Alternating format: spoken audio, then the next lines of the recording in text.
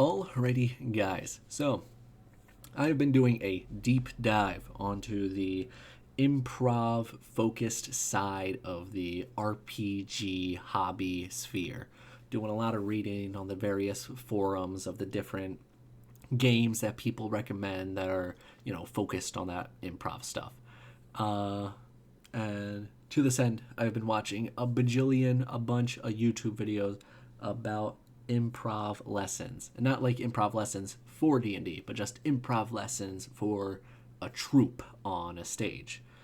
So what I've been trying to do is take all this stuff that I learned from all these different videos, take all the different stuff I've learned from all the different campaigns I've either played in or have DM'd, trying to take all those lessons and synthesize these into some like pieces of like actionable advice that you can like incorporate into your game to elevate that improv play.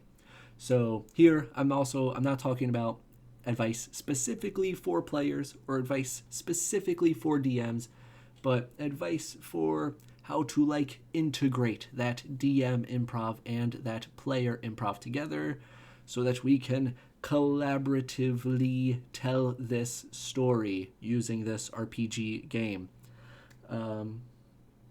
As opposed to if I were the DM and I had bought this giant tome called The Curse of Strahd and decided to open it up and read it to you page by page. Okay, so first thing we got to figure out is what is everyone's responsibility here? Okay, DM is here to create the scenes, create the situations, and then the players are here to react to the scenes and to like play with them and do weird stuff with the scenes. And I generally find my like rule of thumb, my like mindset that I have regarding this is that once the players are in a scene, it's pretty much theirs to do with whatever they want. If I originally maybe assumed or intended for a scene to be on the dramatic side, if all the players decide that they want this scene to be a farce, well, there's 4 of them and there's 1 of me, so it's going to turn into whatever they want this scene to be. Which is fine, because that means like they are going to tell you what they want and then they can give it to themselves, which so like as long as if that is what people see the story as needing, they have got the ability to mold and shape the story to fit the like emotion that they think is best given whatever context or whatever has occurred in the story so far. And then you as the DM, any scene that they are not at, you can sort of adjust the dials and move people around in order to make them like if you think there's an emotion that should be coming up or a feeling or a moment or whatever that you want to have happen, you can pull all the strings in the background to make it much more likely that when the players then come to this scene, that whatever it is that you wanted to have happen will happen. Okay, so what are some things that can go wrong here? Number 1, if the players fail to buy in. So let's say, for example, you're a DM. You say everyone starts in this village, and there's a series of mysterious disappearances that are occurring, and all of you guys, for your various reasons, want to figure out what's happening.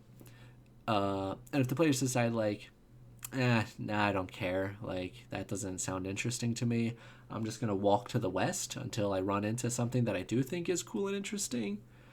If that happens, then there is, like, a disconnect. Like, someone did not sign the social contract here. Someone did not talk about what their expectations were or what they wanted to have happen from this game. Because like both of those ways are legitimate ways of playing a D&D game, but you got to make sure everyone's on the same page.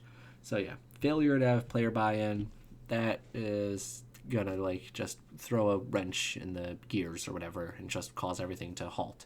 Okay, another thing you can do is if you go way too far on like the other side, where you as the DM go full like sandbox, full just like here's a blank piece of paper, like let's make some stuff happen. And if you just rely on all the players to just do everything, and they're going to start with like, well, what should we do? Well, I don't know. What do you want to do? I don't know. What do you want to do? I don't know. What do you want to do? And everything will just grind to a halt, and nothing is going to happen. Again, this is like a type of campaign like that can be run, but you need a very specific type of prep done, and you need to have very specific players in order to make that work. Now, okay, well, let's go back to that village example. What if instead of them just like running off to the west, what if they're like, okay, cool, so we're here, let's start investigating. And then as part of their investigation, they accidentally end up murdering some villagers, and now, the guards are chasing after them. Let's say you had zero intention of this happening, and you did not have any scene prepared for the players getting chased by the town guard. But now, like, you've got three options. You can sort of go with this. You can either, one, just create a new scene. Like, now, hey, you've got something to work with. Now you know that there's like guards and players and a chase or something. You can create a scene and then just roll with it as you go, and use all these following pieces of advice and tips to try to create something entertaining out of that. Number two, you can try to just move a scene so that the players happen to like run into it. If maybe you were originally hoping for them to like find out that they needed to go to a cave to kill a troll or something, they've been kidnapping people. Like, well, when the players run out of the town, they happen to come across that cave entrance or whatever with the disappearing people. Or lastly, you can like move the players to the scene. So maybe if you don't want to have to like move the cave from one mountain to like the forest or whatever, for a reason, you can take the players and then move them to where you want the next scene to have happen, where if you want, you got an easy one here. If you got guards chasing them, it can pretty much push them wherever you want them to go. Now, so is that quantum ogring? And is quantum ogring, is that not just railroading? Technically, strictly speaking, yes, it is. But as long as the players don't think they're being railroaded, then they're not being railroaded. It's one of those situations. Okay, so next thing, the idea of yes and. So this is like definitely a thing that you will hear in every single anything that has anything to do with improv. You like, yes and is like the first thing that everyone tells you with anything about improv, which is fair because it's kind of just like fundamentally necessary to like make improv function. And yes and is the idea of like, okay, when people say stuff, it becomes reality, it has been established, and now I have to work off of what has been this established reality with the assumption that they are now going to take whatever I just created and treat it as reality. Like without this, things just start to fall apart pretty quickly. If people start denying things and start saying no, then everything just is halted. The scene stops, and now you've got to like fix it or figure something out. Just like an instant destruction of like momentum and everything.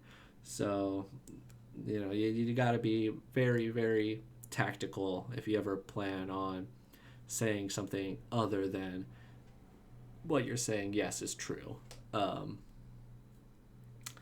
Okay, so I'm gonna just like hop on my little philosophical soapbox for a minute and just talk about why I think I've been getting really, really into this idea of improv.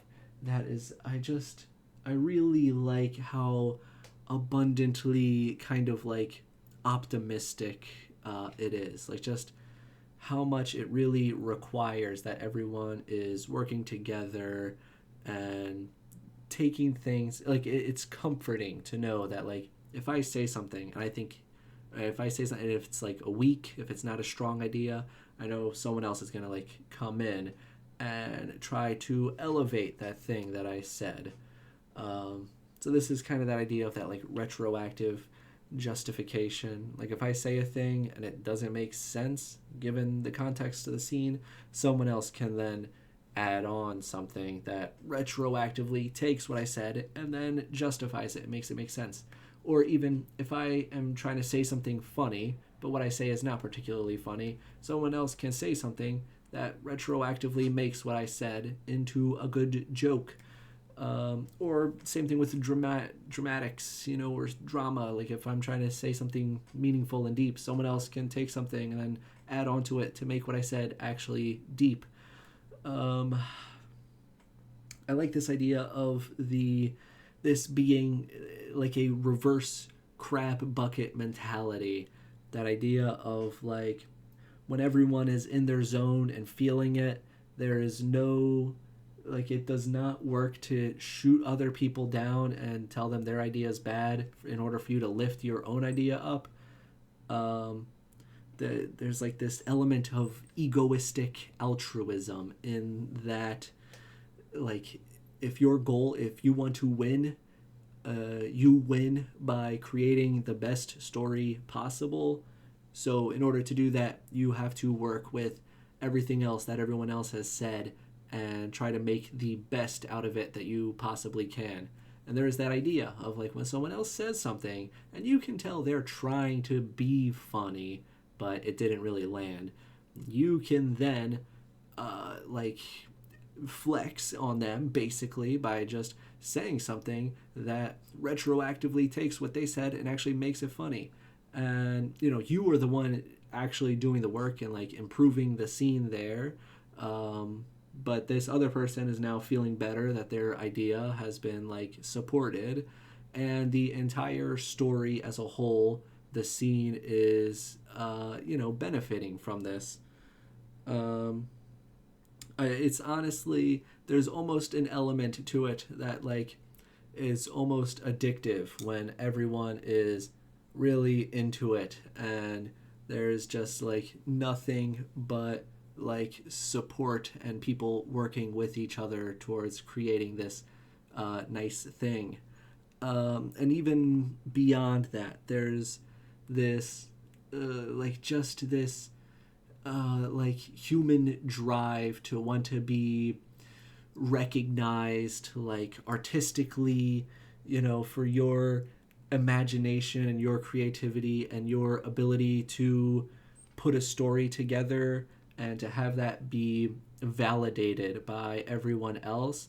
It's like it just feels great to have that happen. Like, if you're looking at art from the perspective of like it being an expression of you putting your like feelings out there, to have other people take that and lift it up, it is just reassuring and validating. It's pretty great when it's all working well. Now, okay, I guess there is the potential rebuttal of like, well, this is all ringing hollow. This is just like a cult mentality. If you've just decided no matter what this person says, I'm just gonna say that it's good. That's just a bunch of sycophants, a bunch of yes men telling all each other that they all like what they come up with. And if that's the case, then how do you ever know what you're coming up with is ever good? I guess I would say to that, like, well, this isn't real, like, cult mentality, because if anyone ever doesn't like the kind of stuff that someone here comes up with, well, we don't have to continue being in a group with them. They can find a group that does better support their ideas, and we can find a different person that better supports our ideas. And that's like one of those important things of like a cult is that you're not like allowed to leave, whereas this you are you just have to look at the RPG horror story subreddit for like 5 minutes to see a million different examples of people leaving various groups for a million reasons. All right, so I'm now stepping off of my soapbox. This was basically all to say, yes, and every other piece of improv advice you hear about it, like a lot of it boils down. A lot of that advice is just really like convoluted ways of saying like, hey guys, just don't ever forget about that idea of yes and. You got to lay down that groundwork. You got to just like drill that into your brain so it is like the only thing, or that you don't even have to think about it. The idea of yes and, just that it is. You need to make that a new instinct for how you react in these role play situations, and you really need to just have like yes and just built into like how you act. Before you can even start building on top of that as like other more advanced tips. And the fact that you see this everywhere, it is very easy to sort of just like tune it out when you read a million different blog posts and watch 100 videos that all start with like, the first rule is yes and. But yeah, you got to just like drill that into your brain. Okay. So, all right, a very, very, very easy, actionable thing that you can just start doing in your sessions. The old, like there being a moment and then there being a callback to that moment. The whole humans, you are a flesh automaton animated by neurotransmitters. That whole like humans were basically just flesh chat GPTs or whatever. Humans love recognizing patterns. It is one of those it's one of those innate instincts programmed into you as a person. Is you just, people love recognizing stuff. They love seeing stuff that they have seen in the past. It is like one of their favorite things in the entire world. So one of the most just instantly like gratifying, satisfying to some extent is just calling back to something that happened either at the last session or like at the beginning of this session, just saying, hey, remember when that thing happened? And then the next step after the like having a moment and then having a callback to that moment is going one step further with the rule of threes. Humans love threes because it's pretty much the minimum number needed to be a pattern. When something happens twice, it's possible for that to just be a fluke. But when something has come up 3 times, that is a real genuine pattern right there. This usually follows as setup. Now, generally, the setup is not really a setup. It's just a moment until the sort of like callback happens, the reminder. And when that occurs, that is when what was once just a moment is become a setup. And this like reminder, this callback can almost be thought about as the like alley-oop for when the payoff occurs, when we there was a thing that happened, and then, hey guys, don't forget there was a thing that happened, and then just when people do forget, boom, you have something happen relating to that. So what I have as an example of like the most like iconic case of any game I played in this happening, there was a game where I was a player. It was 3.5, and someone had walked up to a door and asked to use sense motive on it.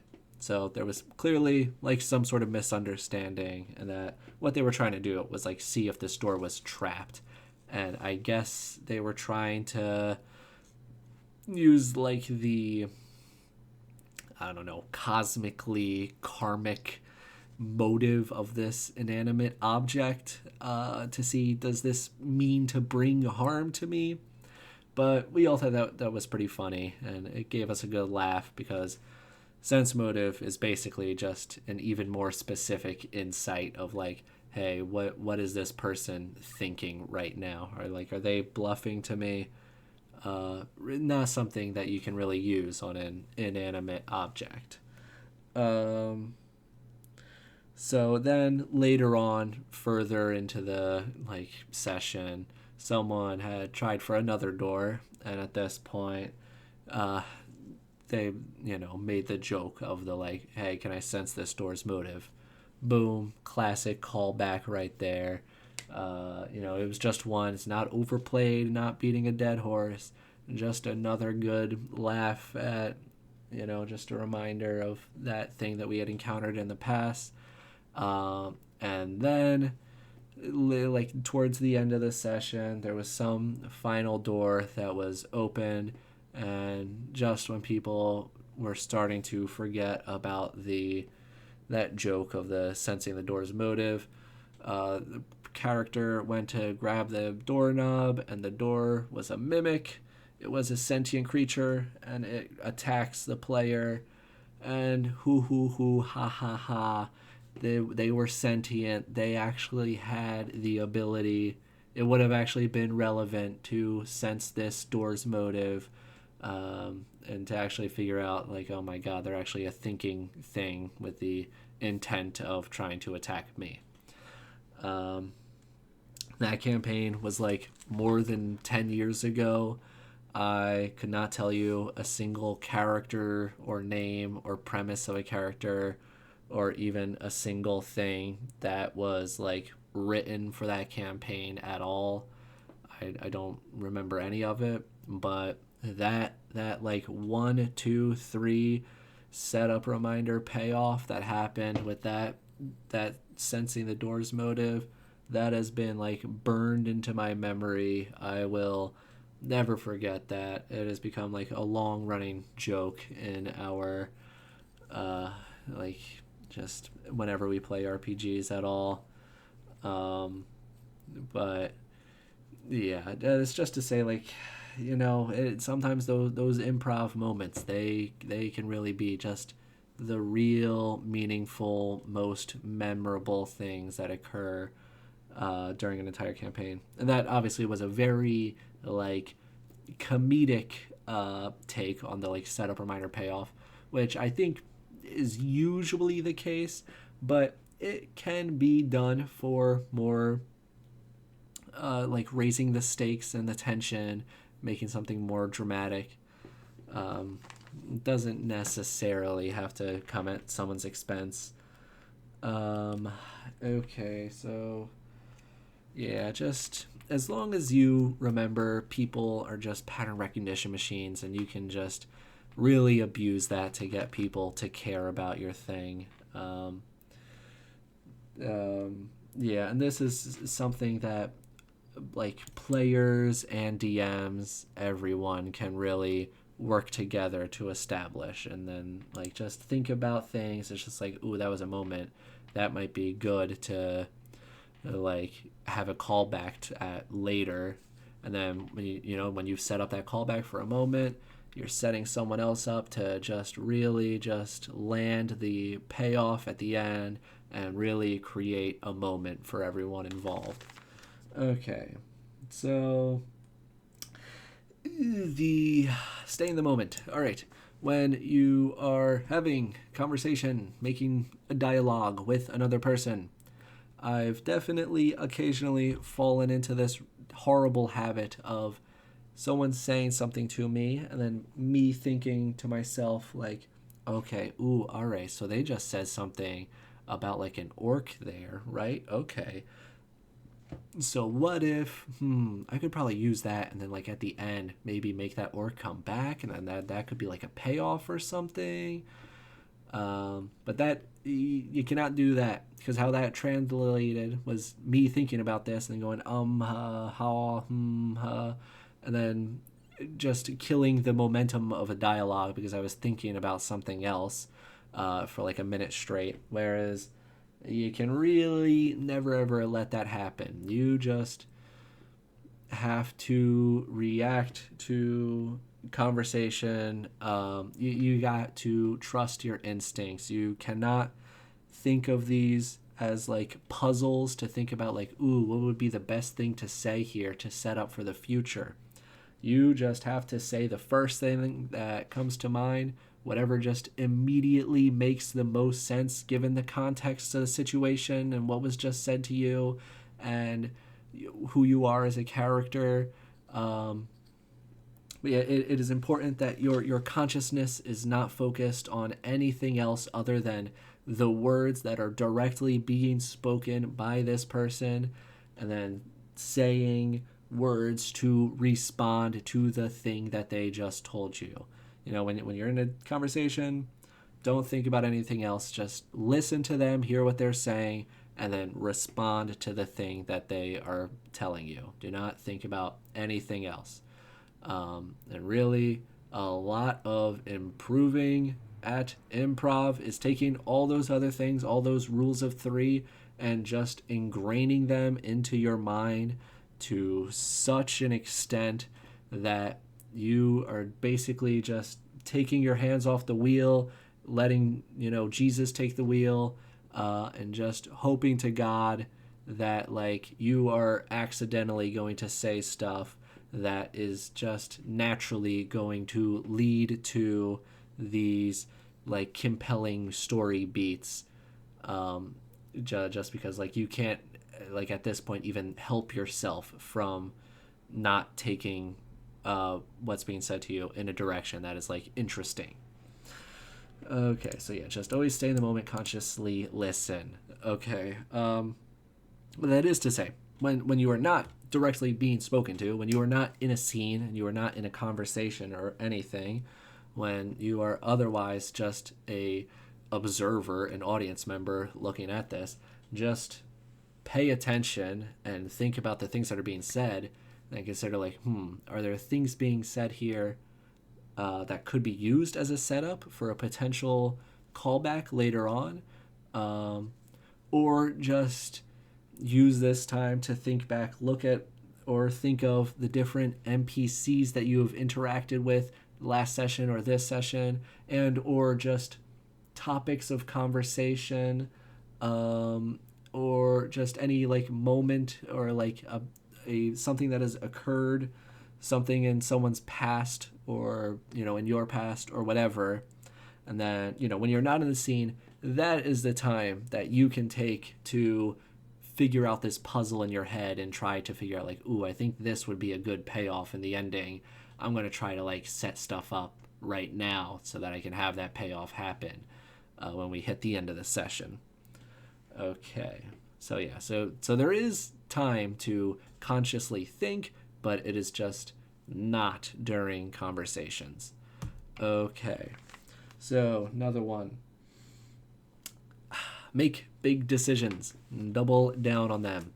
Okay? If you decide your character is depressed, don't, it doesn't necessarily mean that they are going to be depressed forever, but make sure it is at least evident enough to the point that everyone else at the table is picking up on the fact that your character is feeling depressed for whatever reason. Make sure not to try to go so subtle with it that it's just a little, like, look in your eye that maybe 1 out of 1,000 audience members might pick up on, or something for someone to realize after their 1,000th viewing of this session. You want to really be acting for the people in the back. People have to be able to immediately pick up on the thing that you are going for. And if you are doing the, like, well, my character is depressed, this is just a useful tool to have an emotion or a feeling that your character has on the situation, because now you can use that as a filter to look at everything that is going on. Because now, whenever anything happens, you don't have to answer it in your mind by thinking like, how would my character react to this situation? Which there's a million ways that like people, like a character, like a person can react to a thing. But if you specifically think about things from the perspective of like, okay, how would a depressed person react in this situation? That can really limit the things you have to think about, really limit the options and the choices, and make it a lot easier for you to give like a motivated action in this scene. Okay, so yeah, subtlety. If people can't pick up on it, then they can't play off of it. So just make big decisions and double down on them. Don't like just kind of slightly do a little bit of a feeling. Make sure people can get what you are going for. Okay, another just a general tip, piece of advice. Heightened scenes always be like raising the stakes over the course of a scene, because then then it's just a question of like that tension of like, where is this going to go? Like, how much higher can this get? And then when it just cannot seem that it could possibly get, like if the stakes cannot seem like they could possibly get raised any higher, that is when you can now move on to the next scene. The slate is now blank again. Now you got a whole new scene that you can work from off the bottom to work your way all the way back up to those escalating like situations. Whereas if you start with a scene that's already at its peak, and then all you're doing is getting more and more boring throughout this scene, that is a whole lot less tense. And I don't think people are particularly interested in the question of like, oh, just how much more boring can this scene get? So yeah, just general. You always want to be moving scenes in an upwards trajectory, not towards a more boring trajectory. Okay, so this one I think possibly the most important piece of advice, the thing that can really elevate that idea of improv in a game to the next level. When it comes to dialogue, when it comes to conversation, almost always the most interesting thing that people can talk about is their feelings, and like how what they feel given whatever situation or circumstance, and then how everyone else, as like either just literally as a player, as a person, as a human, can relate to this person. And also you can have the question of like how these characters relate to the other characters. But yeah, that is always like the most not every single piece of dialogue and conversation can be a like super deep exploration of like how someone is feeling, but those moments where people do talk about how they are feeling, it is always the most interesting, and it gives you the chance as a viewer to be sympathetic and to maximally connect to this character. So yeah, the intimacy, just the ability to have dialogue move in a direction where people are more vulnerable. Now, this does not necessarily mean that, like, in order for your dialogue to be good, you need to be doing some Oscar baity crying into someone else's arms and, letting your whole heart out and everything. Like, that does not need to be the case. Like, you can have a very intimate conversation with very goofy, kooky, quirky characters in a very goofy, quirky situation. It really, like, you do not need super a black and white movie, hyper dramatic acting. The only thing you need in order for this to happen is you need like to let your character be genuine and sincere. If they are willing to tell the truth about how they are feeling in this situation, if they are willing to be vulnerable, then you can have a great like meaningful conversation come out of that. So yeah. Like a level of acting does not prevent you from doing this. The one thing that I can really think about that does prevent this from happening, the like classic defense mechanism, if you are just some combination of trying to be like hip and ironic and edgy and cynical, and if you refuse to be vulnerable, and if you refuse to be genuine and sincere and to talk about your character's feelings, then you can never have an intimate conversation with that mindset. And if you never get a look into this character's feelings, you can never tell how you as a person relate to them, and you can never really connect and truly sympathize and care for that character. But the intimate dialogue is really the like ideal dialogue that like that you can really get a lot out of, and is not just like some expository something or other to get information across, or a goofy joke or something. This is where the meat, the good stuff is. So when it comes to like, well, what do you have to like? Well, just something I guess maybe more unrelated. Adding specific details into your dialogue can definitely help to make the world come alive, to talk about things like the music of this world. That can be really difficult in a make believe, not our world, like if you're playing in Forgotten Realms. Now, if you want to talk about music, and if you want to talk about songs that you like listening to, you are going to have to make up the names of songs that sound like they could be a thing that could exist in the Forgotten Realms, which that really just comes with having a good understanding of the setting. I don't think there's really any shortcut or cheat for that, but if you are able to incorporate that, then it does elevate the dialogue that one next little notch, because it does make you feel like a real living person in a real world.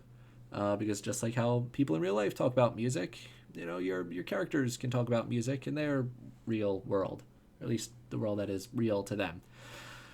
All right. So another note: how do we get to the intimate conversation? How do you go from talking about the sky being blue and small talk or whatever to the real, like, meaningful stuff? The easiest, the most straightforward way of doing this is the classic Socratic dialogue, i.e., the psychologist sitting, or I guess, while you sit on a chase, psychotherapy or whatever, and or the toddler method, which is basically just to spam the question why. And if you do that enough, if you just keep asking someone like, well, why do you think that is? And like, how'd you get to the point where you thought that is the case? And like, well, why do you assume that this is the case? Or like, why do you feel that way? And why do you think that? If you just spam why over and over and over, you will eventually, there's going to be a lot of dumb, obvious, easy answers, but eventually you will get to the point where they respond with something along the lines of like, well, that's just the way it is, that's just the way those folk are. And when that happens, you've like struck their base assumption. And then now you can start working with that. Now that you've realized like there is just a way that they think the world works, now you can challenge that base assumption that they have and be like, well, what if it didn't work that way? What if that was not the reason it was like this? What if this other way was the way that the world worked? And now you can either have this kind of lead to like a moment of like character development or something where they realize like, oh well, I never actually thought about it like that before. Maybe I'm gonna have to think about this some more. Maybe I'm actually gonna have to reconsider my stance on this position. Or they might like double down and be like, well, no, because of this reason, this anecdote, this thing that happened to me, I'm never gonna change my view on this matter. And at that point, well, good. At least we dug through and we figured out like why this person thinks that a thing works the way that they do. Like,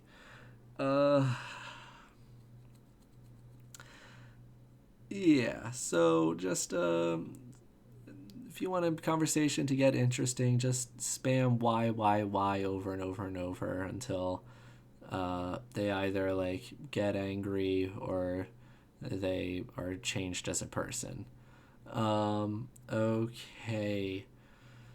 So, all right, another piece of actionable advice towards initiating dialogue. I think everyone who has like DM'd once or at least once in their life has probably made the mistake at some point of saying, okay, so all of you guys are chatting and you're sitting around this table at a tavern and action. Just to be met with a bunch of players instantly going silent and being like, I have no idea what to say.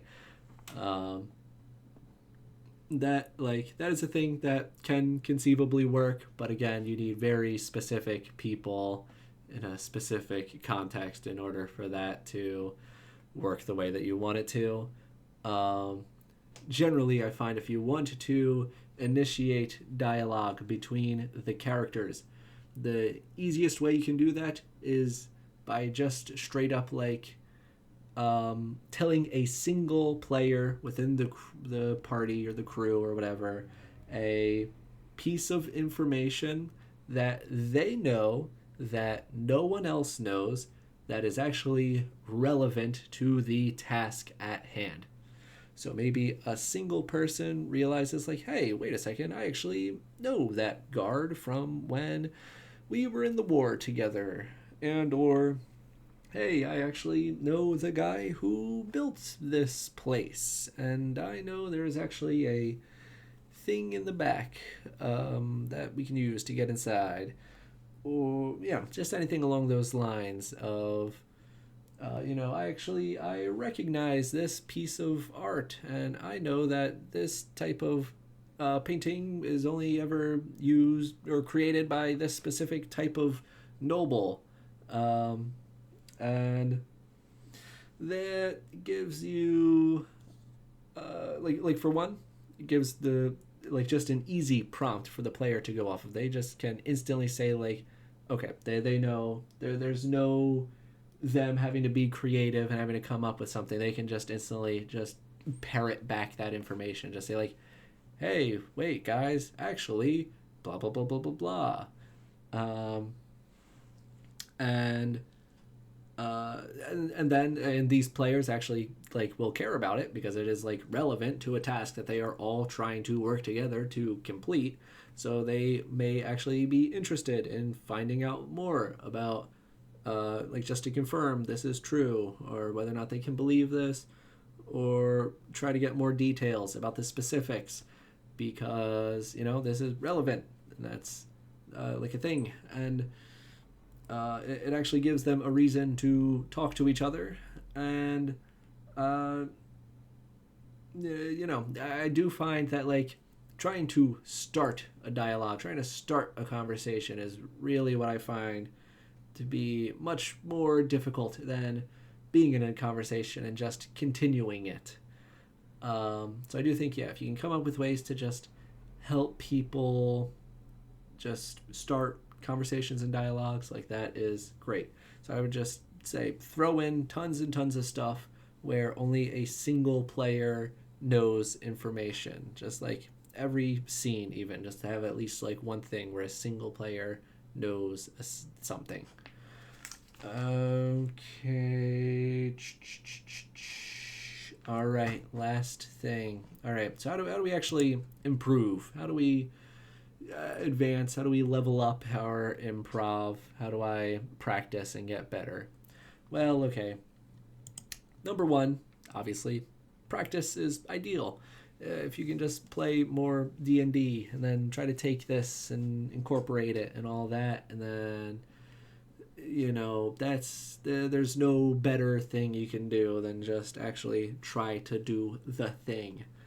But there's also like just a nice little bit of all of this improv stuff is that basically it's all true of like conversation as well, or at least, okay, I shouldn't say basically all that. Okay, you probably should not like double down in a conversation. Don't like become a schizophrenic person and decide like, you know what, I'm actually an alcoholic, and not only am I an alcoholic, I am like a super duper alcoholic. And don't start going insane for the sake of raising the stakes of a conversation or something.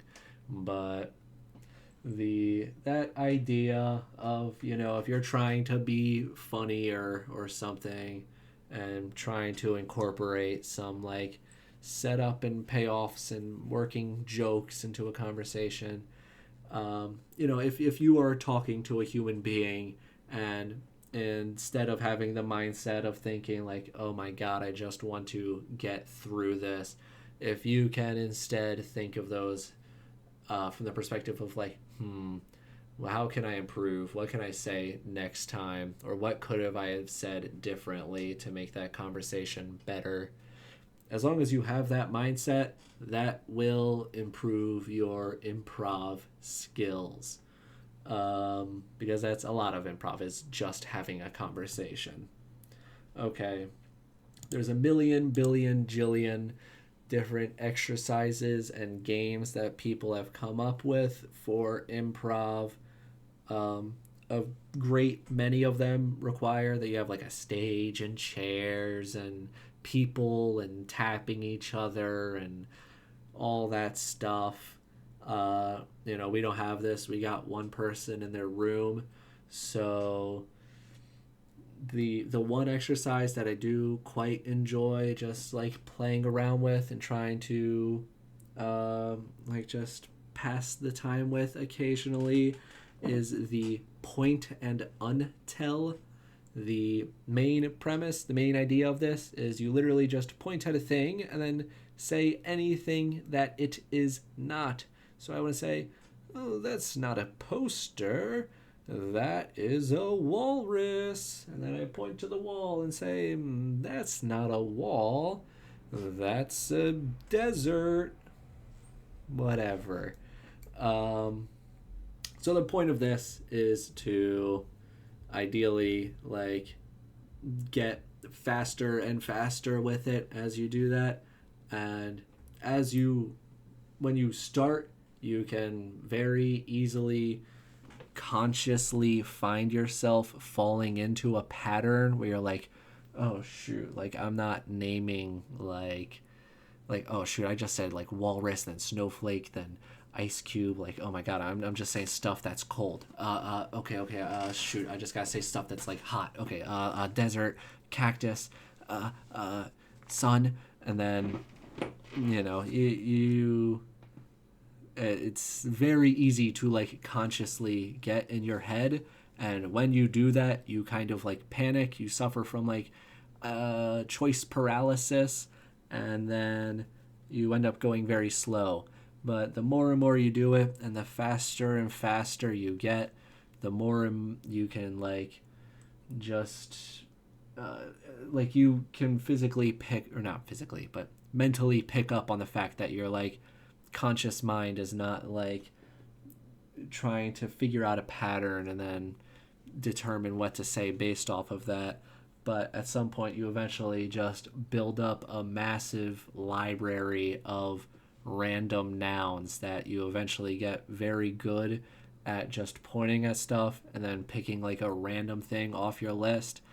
And you you can notice yourself straight up like getting faster and like being able to make a decision and stick with it, which is important for that whole like responding to conversation thing, you know, consciously listening, staying in the moment, teaching yourself to not sit there and hum and haw for 30 seconds as you try to think of the perfect thing to say, but just to wire your brain to just say the first thing immediately and just stick with it. Which I've definitely like have noticed has been, you know, one of my bigger problems concerning improv in general. Okay, another thing that I just think is generally probably the most useful thing you can do to get better at improv is just really dissect stories and figure out how they be working. So I think the best way of going about doing this is just memorizing a bunch of story structures. So we all know the Freytag's pyramid, Freytag's pyramid, the, you know, introduction, climax, resolution, and then, you know, you get into that more Shakespearean 5-act with the exposition and the denouement and, you know, the falling action and all that stuff. So you like those you probably don't need to study or whatever, but like Hero's Journey, that's a classic. The Story Circle, also basically just the hero's journey. Save the Cat is like a very specific, like regimented template, but it is another story structure for you to learn. And then you just want to learn all of these to the point where you can and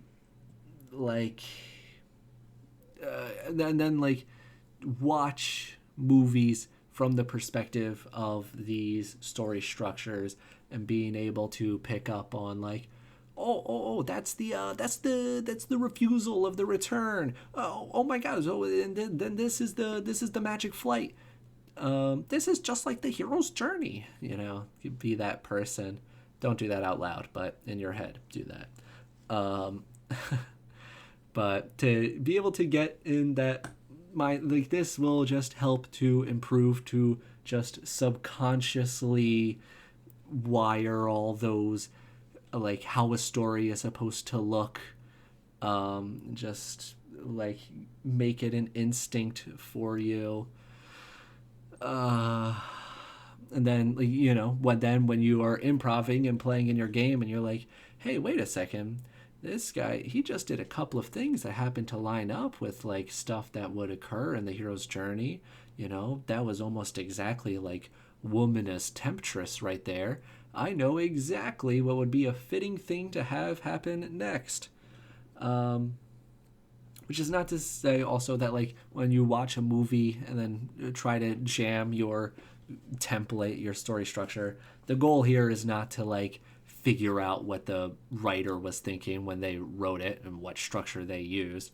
The goal here is to be able to like apply these structures to like just any series of events, because like with enough mental gymnastics you can make any story fit any story structure if you just are very willing to be loosey-goosey with your definitions of various like story beats. Another classic is just absolutely grind TV tropes. Just learn every single trope of every single genre. which again, maybe someday when you are an Albert Einstein improv genius, you can make a compelling story about like a flower blossoming or something. But until such time as that, you're just going to want to stick to the conventions of the genre. Especially because, everyone knows genre, everyone knows tropes. It's an easy way to get everyone on the same page, which definitely can be a problem in improv when everyone thinks that a different thing is happening. So being able to like memorize tropes and just being able to just subconsciously break them out when they seem like they would make sense and be relevant, very helpful. So, yep, I think that's everything. Yeah, just watch. I do lots of active watching of media and of stories. Don't just if you want to enjoy it or whatever, you're allowed to zone out and just have the screen, have a bunch of images flash on it. But if you want to walk away with it as a better storyteller, think of everything that is happening. It's like, I guess this is kind of like this moment. Knowing what I know of story structures, I think that this is going to happen next. And then pay attention to how that is either subverted or like conformed with. Okay, yep, I will see you later.